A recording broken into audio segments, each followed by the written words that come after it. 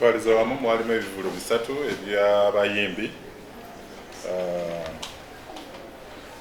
ebyali mu bitundu ebya Freedom City awamu ne Lugogo Cricket Oval ne Kololo Independence Ceremonial Grounds. Twagala okutegeeza bannayuganda nti okutwaliza wamu ebivulu bino byonna ebisatu byatambulizibwa bulungi nnyo era tetwafuna kusoomoozebwa kwonna nti oba waliwo obumenyi bw'amateeka oba waliwo okusoomoozebwa ku byokwerinda, okusoomoozebwa okutambulira mu nyigo nti oba abantu baali bangi nnyo. Twagala okwebaza bapromota n'abayimbi bonsatule omuli Pius Mayanja gwe bayita Palaso, omuli Patrick Mulwana gwe bayita Alliance Skin, mulimu n'abategesi aba Boys 2 Men bano bamanyi gye bavudde si bawano ku butaka.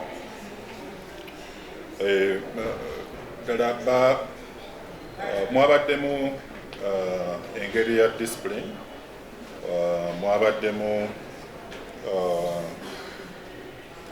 abapoliisi awamu n'abakuumaddembe. Twataddemu amaanyi agawerako ekyokulabirako kati nga ku Freedom City abantu 2,000 be bakkirizibwa okutuula mu concert hall eyo, naye abalala 5,000 basobodde okuyimirira, naye wabweru bwe baweze 2,200 tetwakkiriza muntu yenna kuyimirira. Ne bano bonna badde badduka wano basigadde wabweru mu parking kumpi 7,000 naye nga byatambudde bulungi nnyo.